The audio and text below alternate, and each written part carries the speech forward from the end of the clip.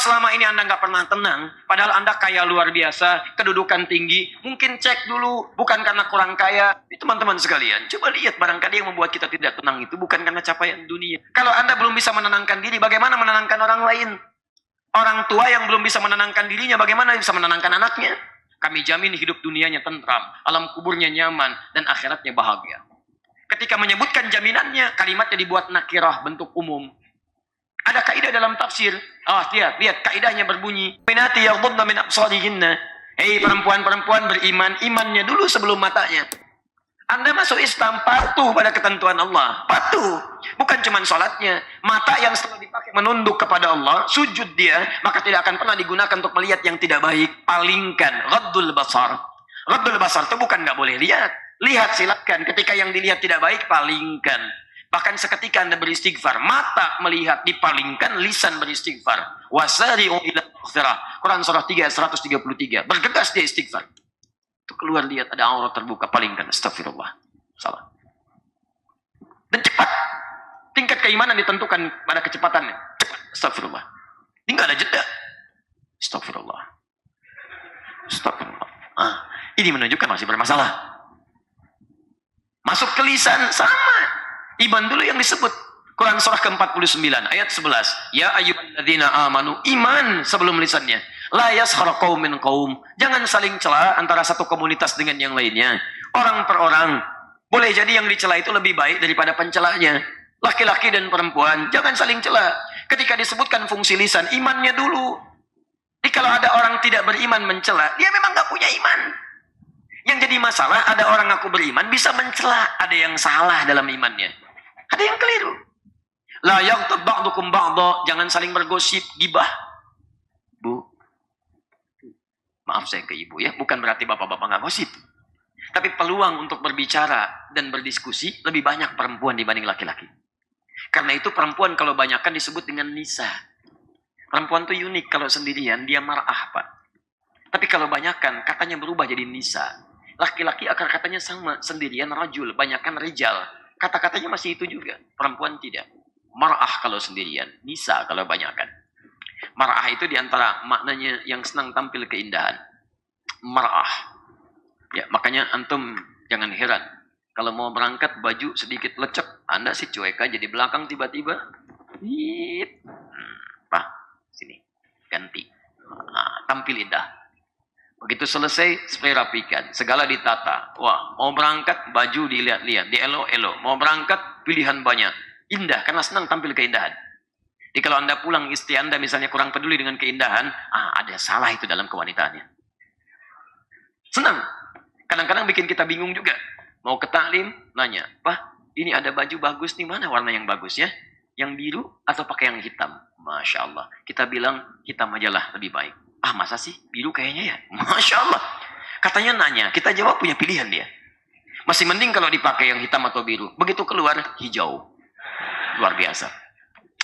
Tapi kalau banyakkan, dia berubah nama jadi nisa. Nisa itu dari kata nasa. Sifat yang gemar mencurahkan apa yang dirasakan. Makanya ada surah An-Nisa. An-Nisa. Kenapa disebut nisa? Karena perempuan itu sependiam apapun kalau sendirian. Kalau ketemu temannya bisa cerita. Dan kadang ceritanya itu cerita yang tidak dibenarkan oleh Quran. Karena itu ciri istri salihah di Quran surah 4 ayat 34, paling kini sebelah atas. Itu tidak akan pernah lisannya mengungkap apa yang tidak harus diceritakan. Apalagi urusan keluarga, mungkin suaminya. Lihat kalimatnya. Fassalihatu qanitatun hafizatun lil ghaibi bima hafizallah. Ciri perempuan-perempuan salihah, dia akan taat kepada Allah dengan cara menaati suaminya pada yang baik-baik. Dan dia akan menjaga urusan suami dan keluarganya sepanjang Allah telah menutupnya. Di aibnya akan dijaga, tidak keluar, tidak bicara. Mohon maaf ya, ini sindiran tajam di Quran. Kalau ada aib rumah tangga tersebar keluar, jangan disalahkan yang menyebarkan. Yang jadi masalah, kenapa Anda membuka? Bahasa Qurannya kan saya sudah tutup, kata Allah, kenapa kamu buka? Kata Nabi, kalau malam ada terjadi sesuatu, siang jangan menyebar. Kalau siang terbuka sesuatu, malam jangan menyebar. Tutup. Anda bisa tutup sampai kiamat akan dijaga oleh Allah. Tapi kadang-kadang keluarlah kalimat itu. Judulnya taklim. Baju sudah dipilih. Berangkat pakai hijau. Begitu nyampe masjid. Assalamualaikum. Waalaikumsalam. Apa kabar ukhti? Baik. Alhamdulillah. Sehat. Sehat. Keluarga? Baik. Gimana suami? Di situ masalahnya. Wah, itu masalahnya. Gak nyangka ya, nyangka. Banyak keluar. Lisan orang beriman itu gak akan bisa mengungkap hal-hal yang tidak harus diungkap. Jaga dia. Saya tidak, Ustaz. Alhamdulillah. Tidak seperti ibu itu tuh. Sama aja.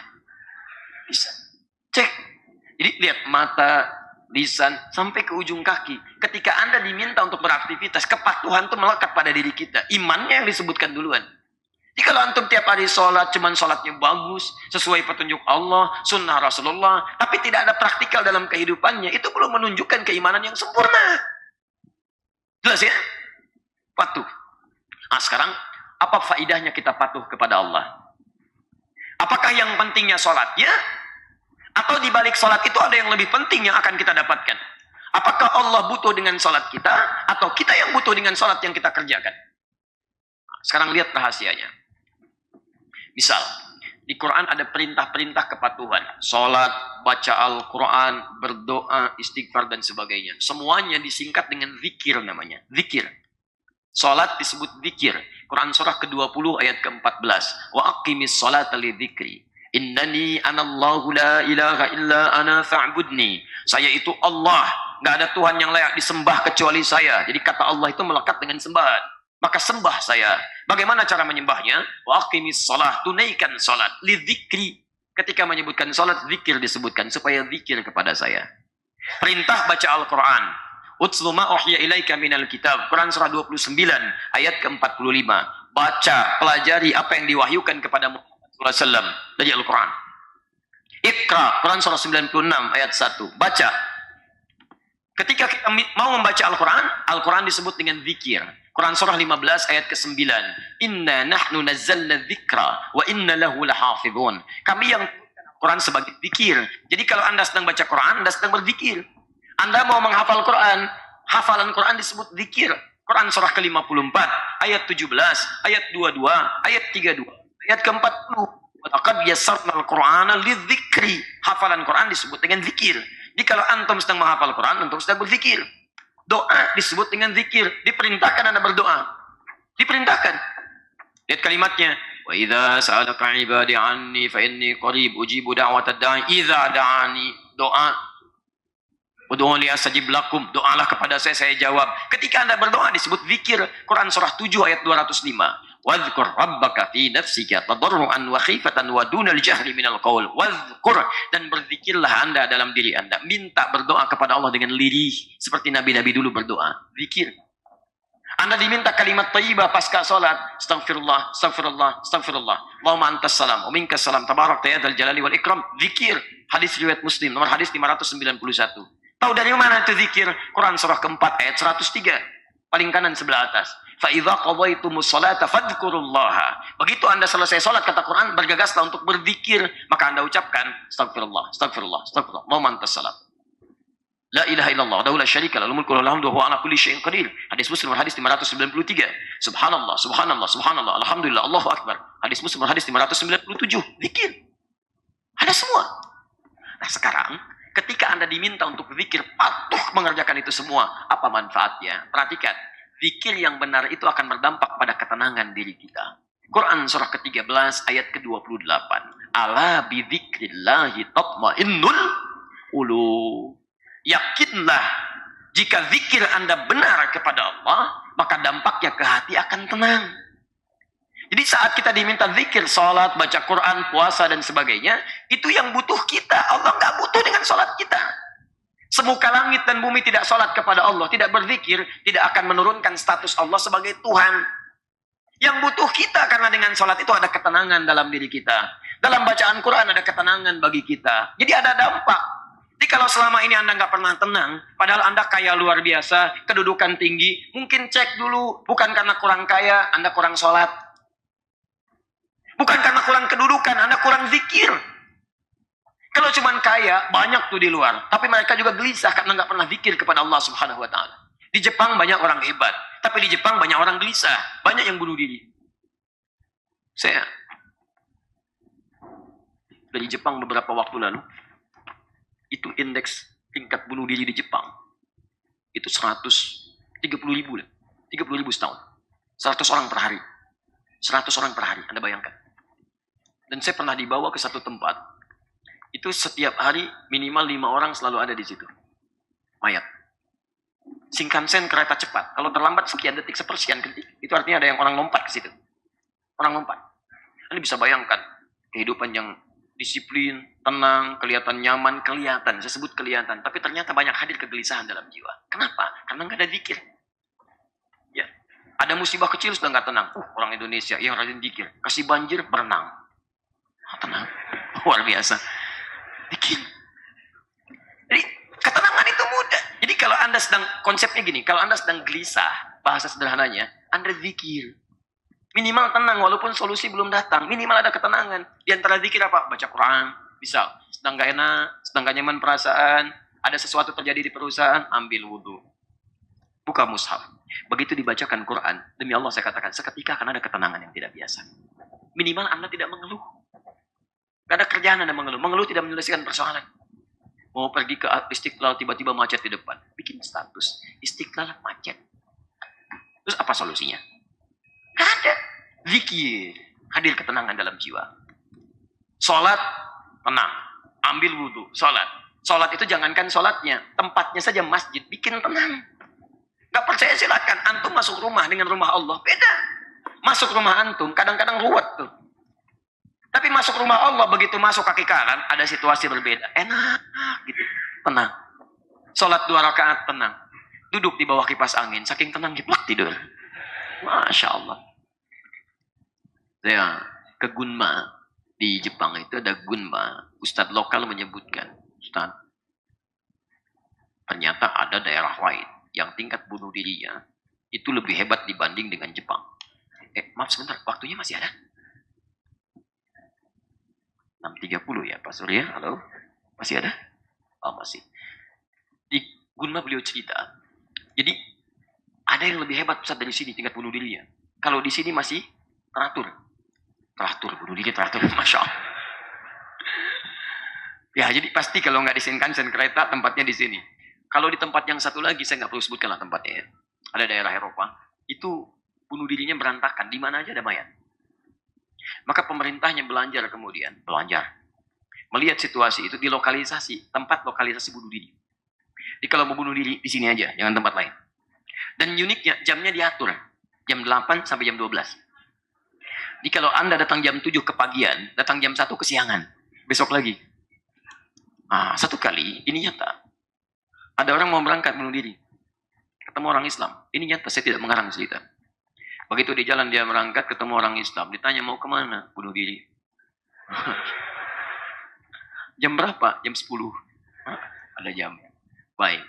Hari itu masih belum jam 10. Baik. Masih belum. Si orang Islam ini bilang, bisa nggak ikut saya dulu? Saya takut telat. Takut telat, Masya Allah. Luar biasa. Kata orang Islam ini, kalau terlambat, nanti saya ganti. Baik. Biasa kalau di luar itu kan, ukuran terhadap materi kadang-kadang lebih tinggi dari capaian ketenangan. Padahal dalam rumus kita kadang-kadang ketenangan itu bisa lebih penting daripada materi yang dipegang. Buktinya begini, Anda pilih ya, tapi jangan pilih yang ketiga, saya ingatkan dari awal. Pilih kaya tapi gelisah atau miskin tapi tenang. Nggak ada pilihan ketiga, jangan maksa. Kaya tapi gelisah atau miskin tapi tenang. Banyak uang tapi gelisah, sedikit uang tapi tenang. Pilih mana? Saya tahu pengen kaya tapi tenang itu kan, sudah nggak usah dikasih pilihan. Balik sini. Akhirnya apa yang terjadi? Dia berangkat ikut dengan orang ini. Dibawa kemana? Ke masjid. Karena dia belum muslim, dia tunggu di luar. Dia nggak masuk, sedang ada pengajian. Begitu duduk, Masya Allah. Jangankan orang Islam, non muslim ikut pengajian di luar. Begitu duduk mulai ngantuk. Nggak terasa, tidur. Allahu Akbar. Saking lelapnya tidur sampai bubar pengajian, tidur. Tidak dibangunkan. Karena merasa kayaknya nikmat orang ini. Lewat jam bunuh diri. Jam 10 lewat. Jam 12 lewat. Jam 2 baru seresek-resek mau bangun. Saat itulah kemudian dia terbangun. Kata si orang tadi yang muslim yang menawarkan, saya minta maaf katanya. Minta maaf. Tadi nggak bangunkan Anda karena Anda terlihat nikmat. Bunuh diri. Tidurnya. Nanti besok saya antar lagi, saya ganti kerugiannya. Kata orang tadi, tidak. Nggak usah diantar, nggak usah diganti. Saya nggak jadi bunuh diri. Kenapa? Entah kenapa, saya mendapatkan ketenangan ketika berada di sini. Anda bisa bayangkan, non-muslim saja, dekat masjid, bisa tenang. Masa Anda orang Islam yang sudah muslim nggak tenang ke masjid? Cek. Cek. Ada non-muslim dekat masjid, bisa tenang. Anda orang Islam dipanggil adzan, jadi nggak tenang. Allahu Akbar, Allahu Akbar. Kau udah sholat lagi? Oh, luar biasa. Akhirnya apa yang terjadi? Orang itu masuk Islam, menyebar kisahnya, bikin viral. Akhirnya ketika viral, kansel setempat, pemdanya setempat, Masya Allah, membuat aturan. Jadi setiap ada yang bunuh diri, Ustadz tadi dibuatkan tempat lokal di sini di sampingnya. Ada tulisan, yang mau bunuh diri, konsultasi dulu ke sini. Luar biasa. Teman-teman sekalian, coba lihat barangkali yang membuat kita tidak tenang itu bukan karena capaian dunia, tapi mungkin zikir kita kurang. Jadi kalau Anda ingin, bagaimana Anda bisa mengatakan Islam rahmat lil alamin, li diri sendiri aja belum jadi rahmat. Untuk pribadi Anda belum mendatangkan rahmat, bagaimana Anda bisa menawarkan rahmat pada orang lain? Kalau Anda belum bisa menenangkan diri, bagaimana menenangkan orang lain? Orang tua yang belum bisa menenangkan dirinya, bagaimana bisa menenangkan anaknya? Anaknya nangis, tenang, tenang, nak tenang. Bapaknya aja nggak tenang. Ibunya nggak tenang, bagaimana bisa bikin anaknya tenang? Jadi kalau kita berusaha mengatakan lil alamin, bikin diri sendiri juga, baik dulu dalam pandangan Allah Subhanahu wa Ta'ala. Karena itulah orang-orang yang berinteraksi dengan Al-Quran, menunaikan perintah Allah, patuh pada segala keterangan dan tuntutan, maka apa yang terjadi selain ketenangan? Quran surah ke-19 ayat 15, itu yang saya kotakin nomor 7. Lihat, wassalamun alaihi yawma wulida, wa yawma yamutu, wa yawma yub'atsu hayya. Jaminannya 3. Seperti kami berikan pada Nabi Yahya, kalimatnya nakirah. Nakirah itu umum, bukan untuk 1-2 orang. Ayat ini bicara tentang kepatuhan Nabi Yahya. Ayat 11-nya Yahya, ya Yahya, khudhil kitaba biquwwah. Yahya, ambil kitab. Pelajari wahyu dari Allah Subhanahu wa Ta'ala. Terapkan. Nabi aja diperintahkan. Nabi Muhammad juga baca Quran, belajar Quran. Ya saya tanya, Nabi Muhammad itu nabi bukan? Rasul bukan? Dijamin surganya? Ada hisabnya enggak? Surganya tingkat tinggi atau paling rendah? Tingkat tinggi. Beliau informasi masih baca Quran. Khatam Quran sekali, 2 kali, Masya Allah, sekali dalam setahun, saat Ramadan. Saat mau meninggal 2 kali dalam Ramadan. Nabi Muhammad masih menghatamkan Quran, baca Quran, belajar Quran dengan malaikat Jibril. Maaf, antum Nabi bukan? Bukan, Rasul bukan. Sudah jelas surganya? Belum. Ada hisab nggak? Surga paling tinggi atau paling rendah? Belum jelas. Baik. Anda bukan Nabi, bukan Rasul. Surga belum jelas. Amalan berantakan, hisab menegangkan. Masya Allah. Nggak mau baca Quran? Nabi aja baca Quran. Masa kita yang bukan Nabi nggak? Kebalikan. Ya Yahya khudhil kitaba biquwwah. Wa atainahul hukma sabiyya. Ketenangan. Wa hananan min ladunna, kebaikan. Wa zakata wa kana taqiyya. Wa barran biwalidayhi wa lam yakun jabbaran 'asiyya. Ketika Yahya alaihissalam mengikuti tuntunan Allah, patuh pada perintah Allah, ketenangan dunia diberikan. Yang hebat, wassalamun alaihi yauma wulida wa yauma yamutu wa yauma yub'atsu hayy. Kami jamin hidup dunianya tentram, alam kuburnya nyaman, dan akhiratnya bahagia. Ketika menyebutkan jaminannya, kalimatnya dibuat nakirah, bentuk umum. Ada kaidah dalam tafsir. Lihat kaidahnya berbunyi, jika sesuatu disebutkan dalam bentuk umum, maka yang diberikan tidak hanya berlaku bagi orang yang disebutkan saja. Kalimat dalam kaidah asbabun nuzulnya menyebutkan al-ibratu bi umumil lafzi la bi khususis sababi.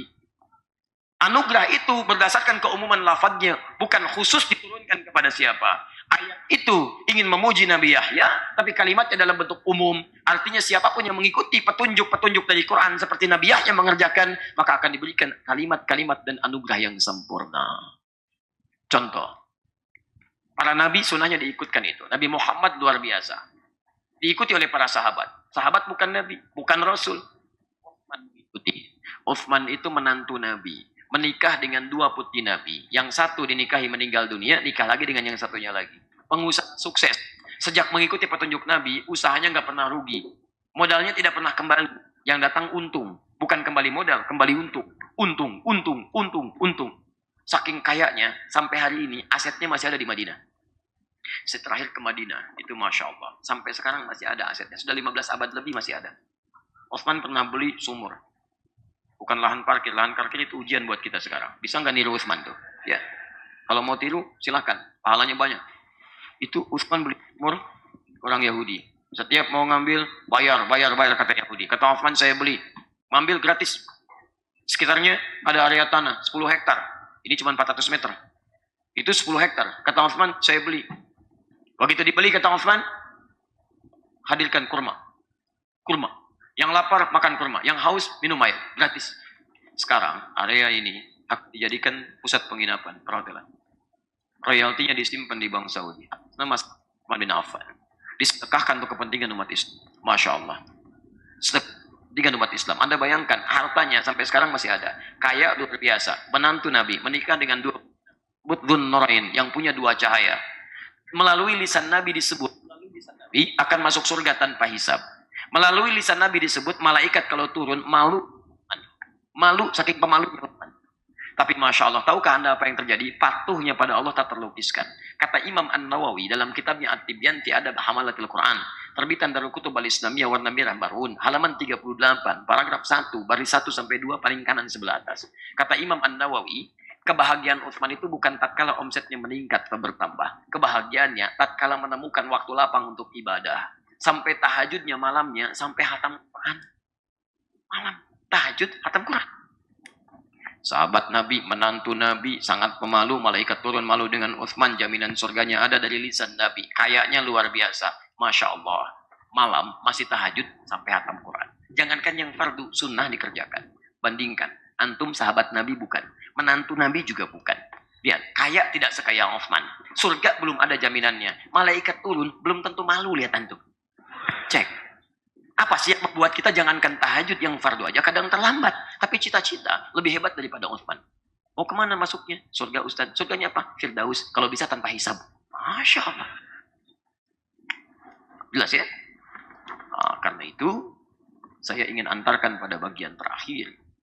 Kalau ingin Islamnya jadi rahmat bagi alamin, seluruh alam, maka yang harus kita kerjakan ikuti tuntunan Rasulullah dalam mengamalkan nilai keislaman itu. Hadirkan dalam diri kita akhlaknya, ibadahnya, muamalahnya, keluarkan runtutan Qurannya.